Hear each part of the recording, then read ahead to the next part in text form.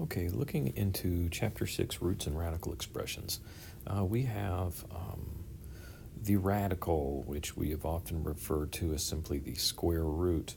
And because the root without any designator is a square root. But what we're going to talk about and we're going to learn about are radical expressions and roots where we have different values in our radical. And so these two are going to be equivalent statements, and we will get some practice with them. But this right here is asking me to find the m root of a to the n. Or if I wanted to change that just slightly to clarify it, if I had a to the n and I am looking for the second root of a to the n, that would be the same thing as a to the n over 2. That's how I would write that as a fraction. So that's what we're going to be getting into, those radical expressions and exponential, or exponents. And let's see here. So let's look at finding all real roots. So we're going to be focusing on what real numbers. So I'm looking for the fifth root of 0. So if I were to write this as the fifth root of 0, I could look at that as the fifth root of 0 times 0, because I am looking for 5 things multiplied together that will give me 0. So the answer is going to be 0. The fifth root of 0 is 0. And if I look at the fifth root of -1, the fifth root of -1, fifth root of -1, I'm going to have the fifth root, well, -1 times -1 times -1 times -1 times -1 is going to be, well, -1 multiplied times itself 5 times. That would be the fifth root is going to be -1. And looking at the fifth root of 32, we have, well, if we break that down into its prime factors, I know that that would be 2 times 2, which is 4, times 2, which is 8, times 2, which is 16, times 2, which is 32. Therefore, the fifth root of 32 is going to be 2. 2 times itself 5 times gives me 32. So there are my fifth roots as I'm breaking them apart. And looking at this next example, it says, what are the real square roots of these values? And we have 0 run, we have -1, and we have 36 over 121. Now, it's going to boil down to your math facts, and you have to be competent with them, but I know that the number that I multiply times itself to get 0.01 is going to be 0.1 times 0.1 is going to give me 0.01. So then I know that the number that I multiply times itself to get 0.01 is going to be 0.1, and that is going to be my real square root.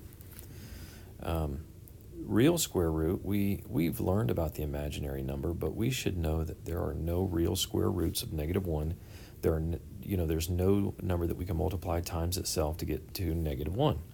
So therein lies your crux, is it asks you for a real root. And then looking at this last one, the square root of 36 over 21, fight the urge to put that in a calculator because I don't want a decimal.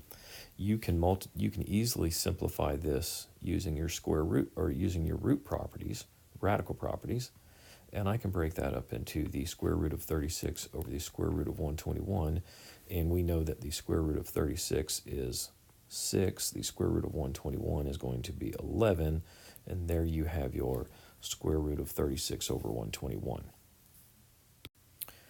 As we move on and we start simplifying radical expressions, what we're going to do is we want to break them down into its prime factors to where we can remove things from the radical and bringing things out. So from underneath the radical, because that is a grouping symbol. So When there is no number there, that is considered the square root in example A. And what I'm looking for are values that I can multiply times themselves. And so what I can do here is I can say that, well, when I simplify this, I know that, 81 is going to be 9 squared. And I know that x to the fourth, if I broke that up into squares, that would be x squared squared. And now what I want to do is I want to work to bring those out of the radical, but let's further break it down. The square root of 9 squared times the square root, remember, if it's not there, it's considered the square root, x squared squared.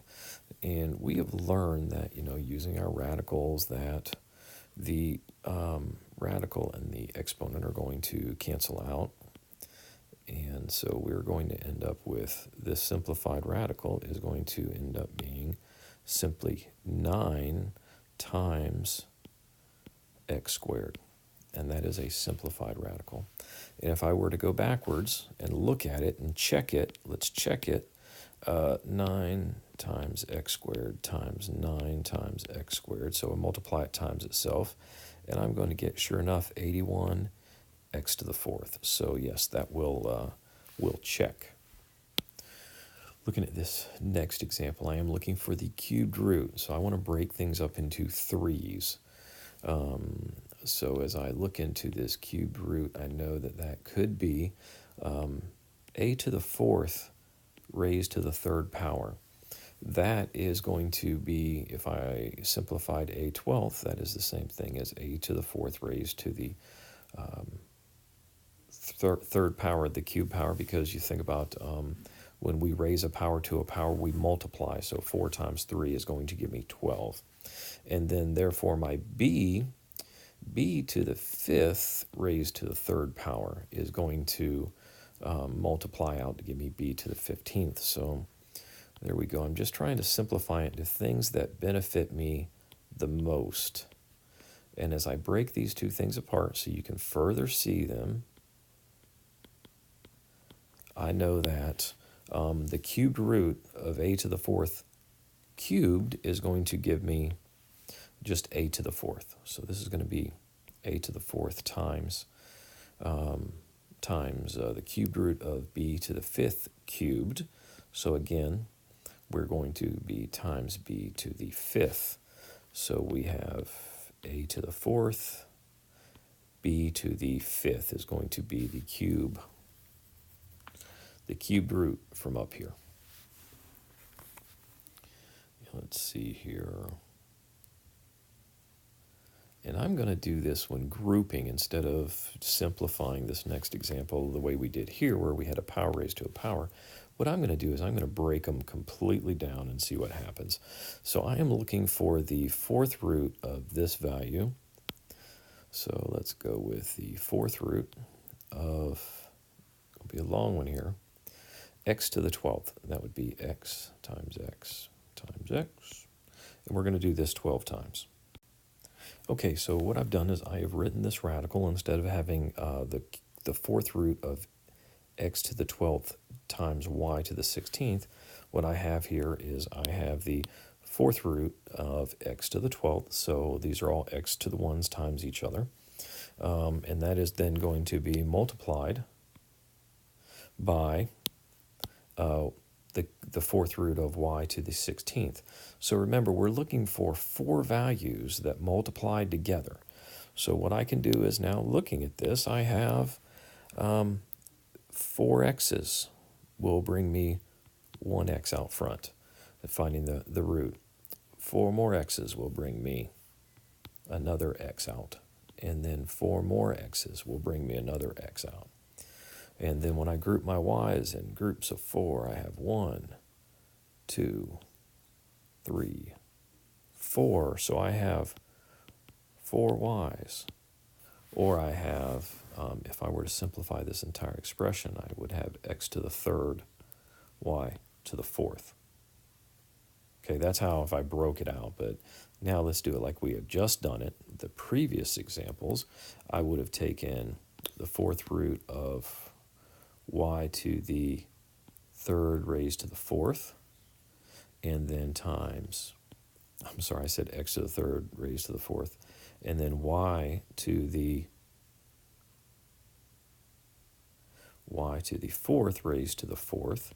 And then we know then, looking at our roots, the roots are going to cancel out the powers, and therefore we end up with just x to the third, y to the fourth.